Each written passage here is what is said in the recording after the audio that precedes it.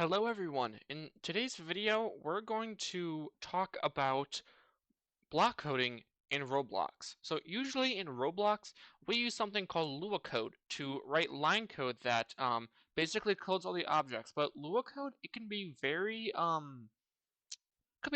to learn sometimes. So today we're just going to use block coding.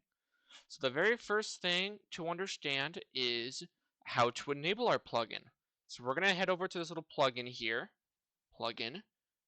And as we can see, we have multiple plugins here. Now, the one we're focused on is called Event Blocks. We need to make sure it's enabled. So right now, it's enabled because, as you can see, the background is gray here. And to make sure that it's enabled, we're going to look at this little bar on the right here. As you can see, this little bar exists where there's an arrow, a plus sign, full screen, question mark, it's got all that. That means it's enabled. That's good. All right?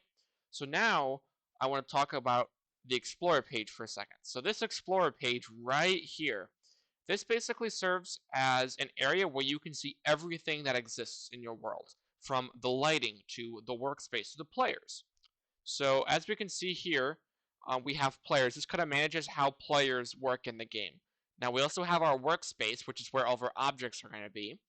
If I scroll up here, we can see that if I click on the base plate here, which is this gigantic round, we can see that, boom, there's our base plate. It's a physical object in our world, so it's going to be in the workspace.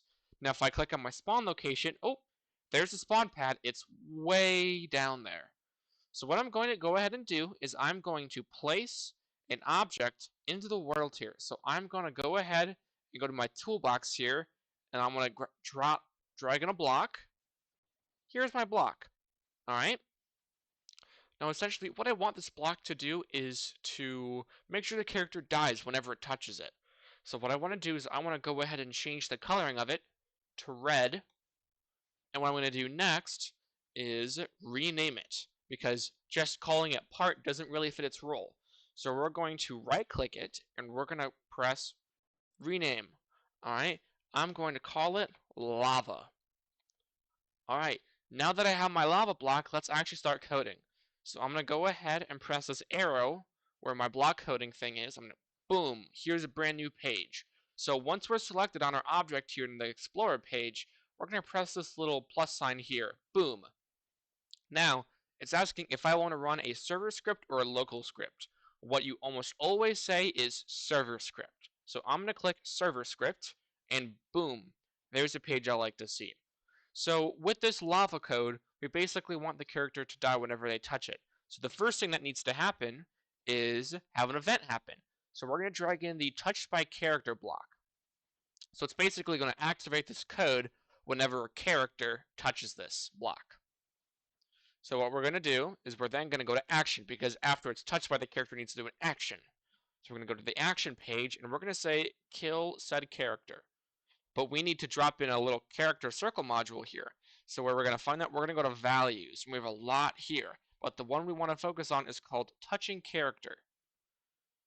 So when touched by character, kill touching character. It's basically how it works.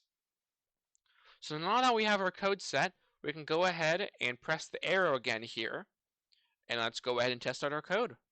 So I'm going to go ahead and press play. So here's my character. So now I'm going to go ahead and touch the lava block, and hopefully I die. Oof! Oh, yeah, I think that works pretty well. Let's try it again. Oof! Okay, I think it works pretty well. That's awesome. Alright, thank you guys. I hope you enjoyed the video, and I can't wait to share some more things with you guys in the later days. And have a good day of camp.